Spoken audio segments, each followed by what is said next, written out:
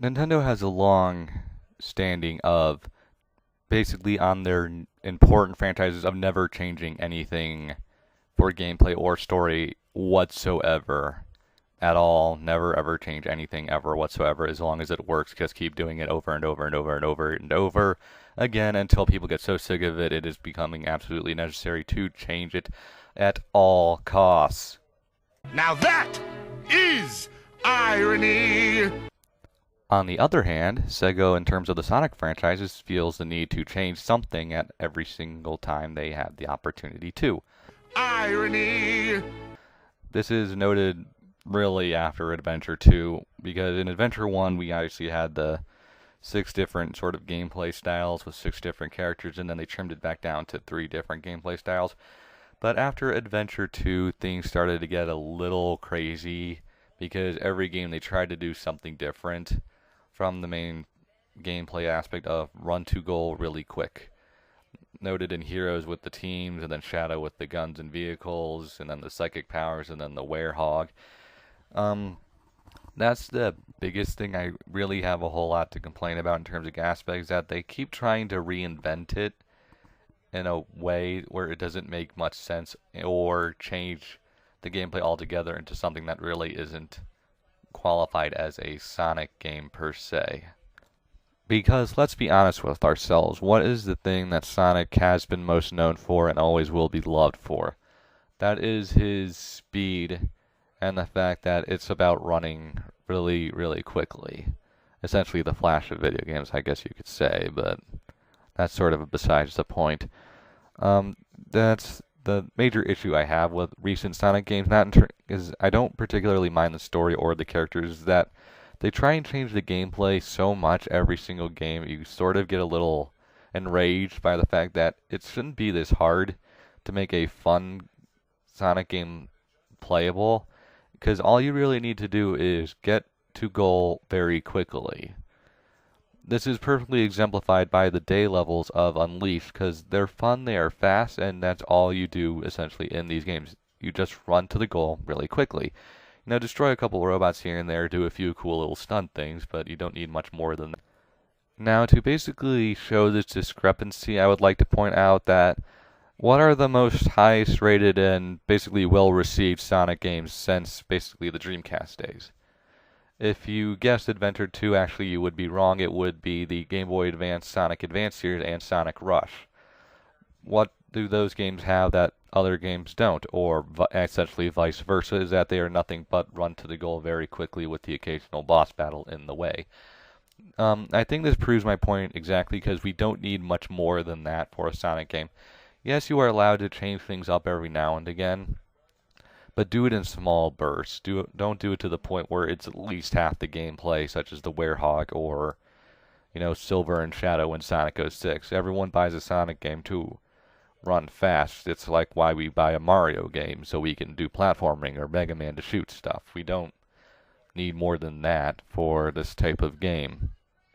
Now, what would make the best Sonic game in terms of gameplay for a 3D engine?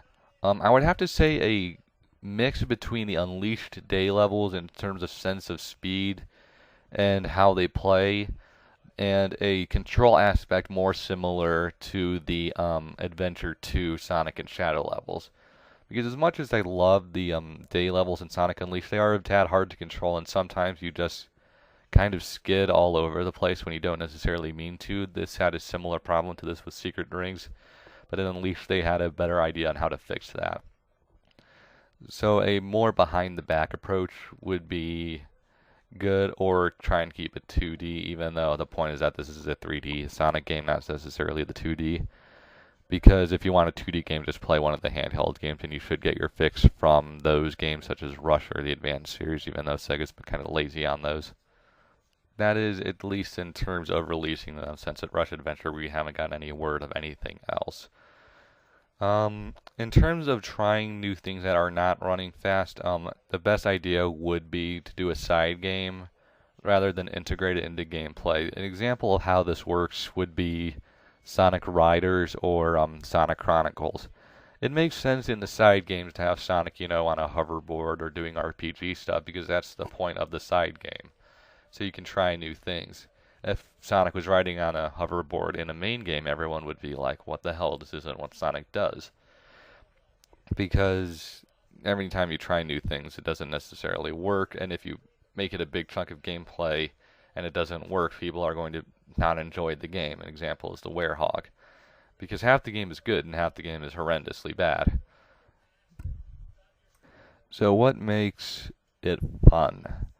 I would say make it more trick-worthy, like in Rush or even Adventure 2 to an extent, because Adventure 2 was more focused on doing kind of those little cool trick stunts than Unleashed was about pure running fast. A happy medium of that would be probably the best idea to go in terms of what makes it most fun. I believe 06 tried to do this, but since it was so glitchy and so slow, you couldn't really have fun with it. So I would use the previous the Unleashed Hedgehog engine, because that had a very good example of, the blur and speed effect. It's interesting to note that Sega actually is pretty good with this, because if you look at F-Zero GX for the GameCube, Sega actually, and I guess AV, which unfortunately no longer is with Sega, I believe, actually made the speed aspect of that game incredibly good. So they know how to do this very, very well. And it's unfortunate that they haven't used it as much as possibly they should, or at least in terms of the gameplay aspect. The happy medium would be having sections designed for more platforming and homing attacking sort of puzzles, while sections of the speed would be good. Now, I know what you're saying, this is going to be a problem because Sonic would be going too fast in the platforming sections. I think this could be helped by the fact that maybe you have a more spaced out platforming section. Because the biggest problem I had with Unleashed in terms of the day levels was that the times when you had to jump and do homing attacks, it was kind of either automated or to the point where you really couldn't mess up unless you missed the beginning of it completely. So make it more spaced out so you have more free roam in terms of the platforming sections. Not necessarily you have to be going incredibly fast, but that's sort of besides the point. In terms of trying new things, just make it get to the goal ring as fast as you can, or the goalposts, or whatever you want it to be, because no one wants to do anything else in a Sonic game. It's why you get it.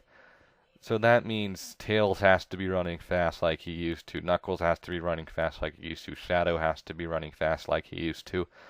In terms of other characters or usefulness, if you have to try and do something different besides just running fast, make it in small bursts to the point where it doesn't bother you if it sucks. An example would be sort of like, actually the one thing I think Sonic 06 actually did fairly well, trying to make the other characters' areas small and quick to the point where they don't really aggravate you. Because as we all know, towards the end of the game, they got too long to the point where they started getting really aggravating. In the beginning of the game, they were more tolerable because they were only on screen and you were only playing as them for about a minute or two at the most. So if you had to do something different other than running fast, just make it incredibly short to the point where it's almost negligible on game time. So in summary of this part of the video, make it nothing about anything else other than speed. Just run quick to the end. Don't do anything else. We don't want to do anything else. So, Sega, take a note from Nintendo. Never change anything ever unless it is absolutely 100% necessary. Just make it run fast and don't change it, because that's what works.